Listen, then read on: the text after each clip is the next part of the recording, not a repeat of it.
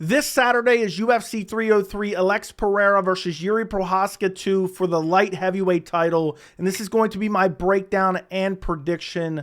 The main event of International Fight Week, which was changed 2 weeks ago after Conor McGregor pulled out of his fight against Michael Chandler with a broken pinky toe, much to the dismay of Michael Chandler, who's now left blue-balled, one dude on his mind, listening to Creed, 6 foot from the edge. He's created his own prison.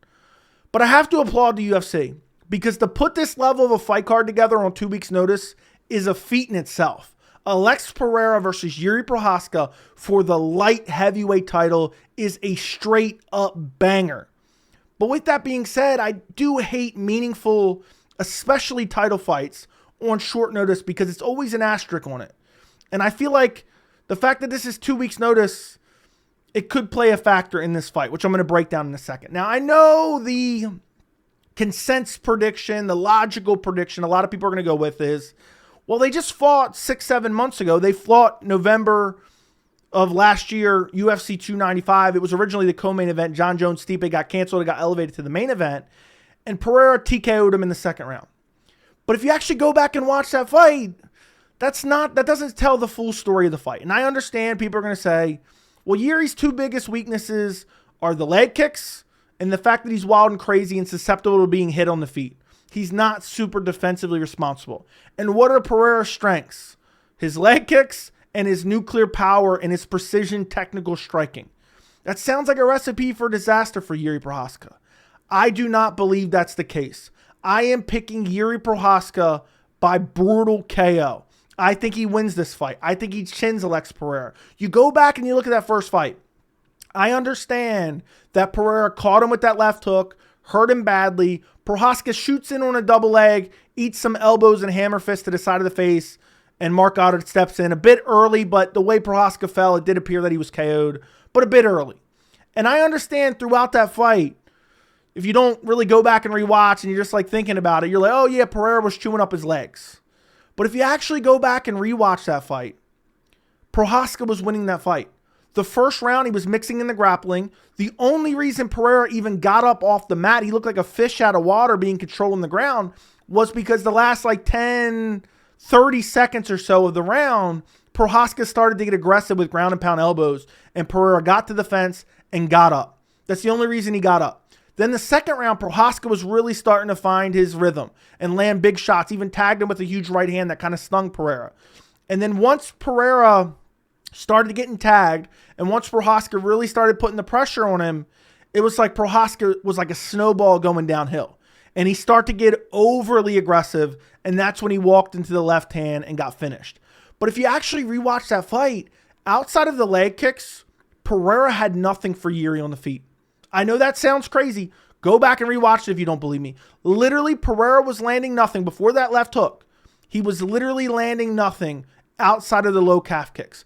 And I understand that's a huge weakness of Jiri Prochazka, and he's got his legs chewed up time and time again. Even UFC 300 against Alexander Rakic got his legs chewed up and was getting tagged on the feet as well. I think Rakic is the elite of the elite. I think Rakic could be a UFC champion.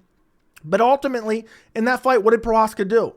He moved forward, wild and crazy, with brutal one-punch KO power, eventually caught Rakic and finished him on the ground. I think he can do the same against Pereira. I think he can absorb some of the shots from Pereira. I think his wild and crazy and unorthodox striking throws Pereira off a bit. I think it throws him off a little bit. You go back and watch that fight. I know I keep referencing it.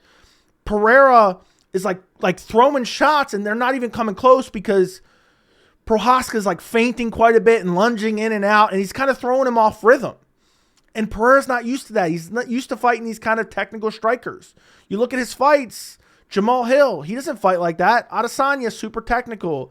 You know, Jiri's the only guy that he's fought that's kind of wild and crazy on the feet. And maybe it's a benefit that he's fighting him twice. You know, you hear people talking about Sean Strickland kind of has an awkward style. Like you can figure him out if you maybe fight him once and then, you know, okay, I'm kind of used to it now. Maybe Pereira does have an advantage because he fought Procházka the first time and kind of got a feel for it. But I'm watching that fight, and I'm thinking of the leg kicks, and I'm thinking of Procházka eating leg kicks. And I know he eats nasty leg kicks. It doesn't really seem to affect him. The Rakic fight, it didn't seem to affect him that much. And I know there's times where he eats them pretty bad, and even times where he might kind of go off his feet a little bit, or it looks like it's really impactful. I have never really seen it slow down Procházka's pressure.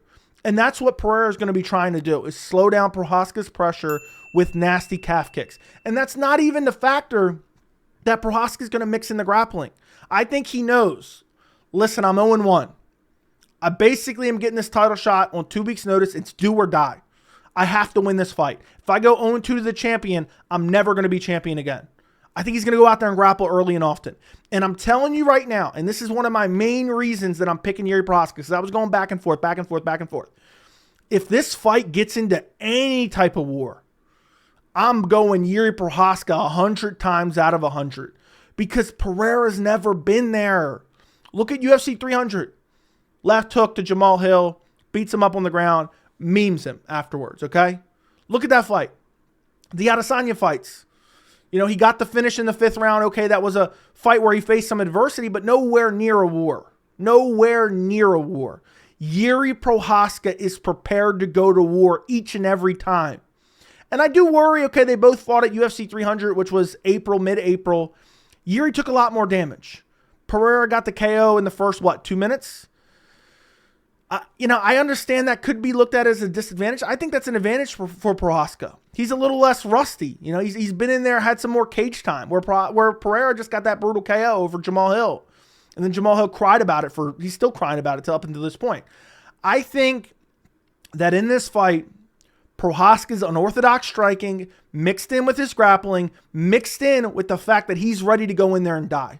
I don't think if this fight gets down, dirty, tough, and hard, and pause, and long, and this fight goes long, hard and long, pause, I don't think Pereira is going to make it out on the other end. I don't think, if Pereira doesn't get a stoppage in the first 2 rounds, I do not believe he wins this fight. I believe that Procházka is going to mix in the grappling to wear him down early. You take into account this was short notice. Pereira didn't want it.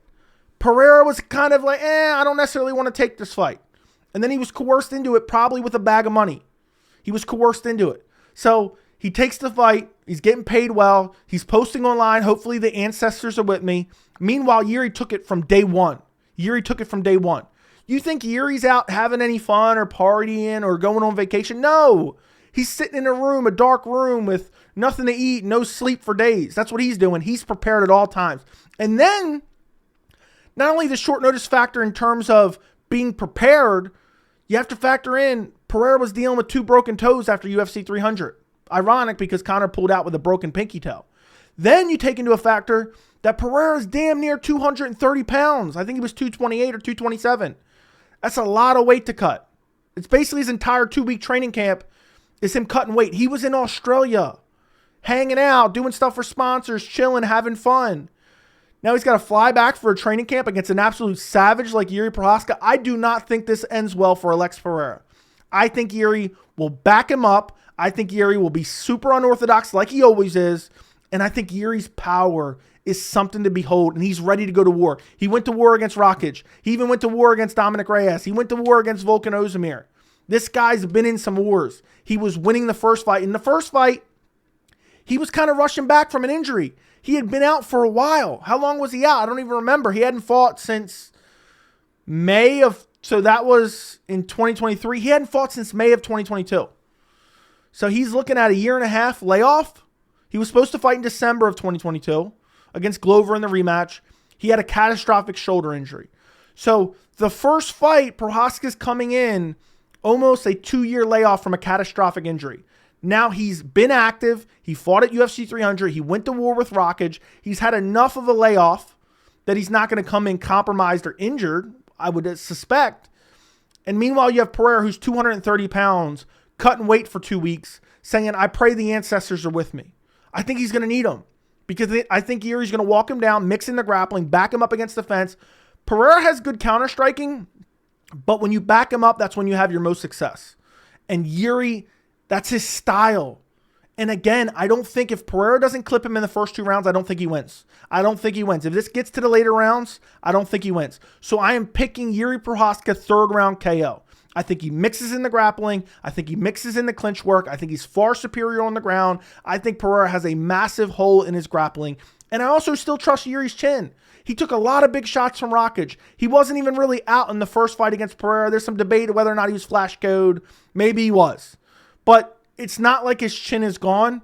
And he has to worry about a left hook and some leg kicks from Pereira. And Pereira was playing a guessing game that first time. He was playing a guessing game. And now you look at all these factors. I think Jiri's more prepared. That's why he took the fight right away. I think Pereira's like, okay, I'm risking it all because of this bag that I'm getting paid, even though I was on vacation. Now I'm taking it on 2 weeks. I'm scared that Pereira may not even make weight. I can't wait to see him on the scale at the weigh-ins because I'm curious, is he going to look like a dead body? That's what I'm curious of. So you take that into account. That's not going to be good for his chin. We already seen Israel Adesanya flatline him at middleweight. Now, that was a much of a more draining weight cut for him. Obviously, he's getting up to 230, and he's cutting down to middleweight. That is insanity. But I just really believe there's so many factors in this fight that are going towards Jiri's side. Again, the fact that it's short notice, the fact that Pereira has to cut weight, the fact that Pereira was on vacation, the fact that Jiri in the first fight was coming back from a 1.5-year layoff, shoulder injury, and now he's been active, and he went to war. And Pereira's never been to war in MMA. He's never had a crazy, gritty, wild fight. The most you could say is the first Adesanya fight. And he did win in the 5th round. Fair enough. That was an early stoppage as well. He got out clean against Jamal Hill. That's an advantage for him. But I think Jiri has such a unique, versatile skill set. I think he will find this KO. I think he's going to grapple, mixing the grappling in the first 2 rounds. I think he's going to be a little bit more measured. He's still going to be a little bit crazy and wild pressing forward. And I think as Pereira starts to wear down, because his cardio ain't going to be where it should, where I think Jiri, I don't think Jiri ever stops training. So I think Jiri's going to have the better gas tank in this fight. I think as Pereira slows down, if Pereira looks like he did in the 3rd round against Jan Blachowicz, I think Jiri brutally chins him. That's why I'm picking Jiri Prochazka 3rd round KO. I think Jiri's going to wait till he really slows down. And then once he doesn't really have any fear of the power coming back, because I think Pereira's going to start to be sluggish because he's going to be fighting to get back to his feet. Maybe he does get back to his feet. But I think he's going to be sluggish. And I think come that 3rd round, Jiri's really going to be putting the foot on the gas and moving forward and really going at Pereira. I see a KO where Jiri backs him up to the fence, catches him with a big shot, and flatline KOs him. I'm going to say the middle of the 3rd round. Jiri Prochazka, brutal KO. Sleeps Pereira out cold after mixing in the clinch, mixing in the grappling for the first 2 rounds, and also landing on the feet. And I think Pereira's best weapon in this fight, again, is going to be the leg kicks. I think he's going to land leg kicks, but I think he's going to be lost on the feet again like he was in the first fight. So I'm picking Prochazka to win 3rd round KO. Let me know what you guys think in the comments. Like the video, subscribe to the channel, and thank you so much for watching.